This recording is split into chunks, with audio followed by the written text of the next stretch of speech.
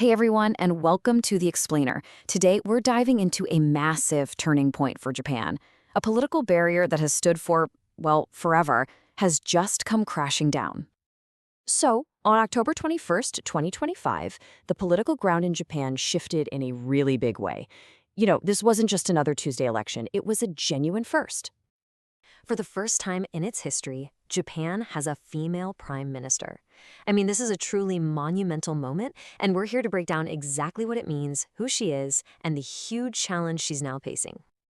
So, how did this all happen? And what's next? Well, we're going to start with just how big of a deal this historic first is. Then, we'll get to know Japan's new leader, Sanae Takaichi. We'll trace her path to power, look at her political stances, and then tackle the major problems she's up against, that infamous political instability. Okay, first up, let's talk about the significance of this. In a country where politics has for so long been a man's world, the election of a female prime minister is, to put it mildly, a groundbreaking moment. Meet Sanae Takaichi. And get this, she didn't just squeak by. She won with a large majority in Japan's lower house of parliament. This victory officially makes her the first female prime minister in the nation's history, absolutely shattering a political tradition that's been in place for generations. So, who exactly is the woman at the center of this historic shift? Let's take a closer look at her background, because it is extensive. Takaichi is a real political veteran. I mean, her career in parliament kicked off all the way back in 1993, and since then, she's held some seriously powerful cabinet jobs, like Minister for Internal Affairs, Gender Equality, and, this is a big one, economic security. So we're talking about a leader with decades of experience at the very top of Japanese government. Now, if you want a clue to her political philosophy, this is a big one.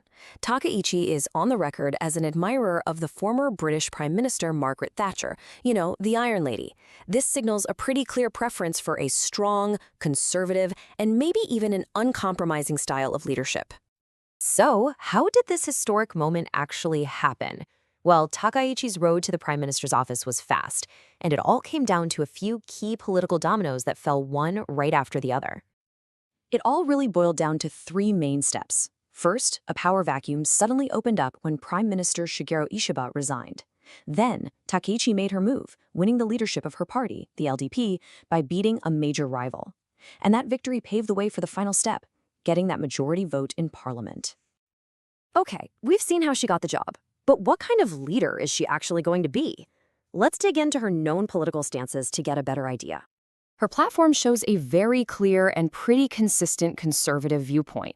For example, she's known to be opposed to same-sex marriage, which is a big social issue in Japan. Her main policy priority is economic security, basically protecting Japan's economy from outside pressures. And, as we just mentioned, that admiration for Margaret Thatcher really reinforces this image of a hardline conservative leader. All right, now let's zoom out to the single biggest challenge she's inheriting. See, Takaichi isn't just taking on a new job. She's stepping right into what many people call Japan's revolving door of leadership. 5. Just think about that number for a second.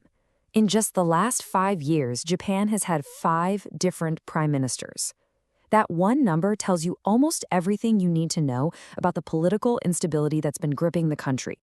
That's right, Sanae Takaichi is now the 5th person to hold that office in that short 5-year window. So, while her election is no doubt historic, she's inheriting this really dangerous pattern of short-term leaders. The fundamental question is, can she be the one to finally break that cycle? And really, that's the central question of her entire premiership.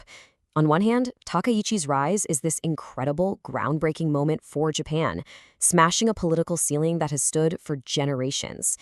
But on the other hand, is this historic first going to be enough to finally end an era of deep, deep instability? The answer to that is going to define not just her own legacy, but Japan's entire next chapter.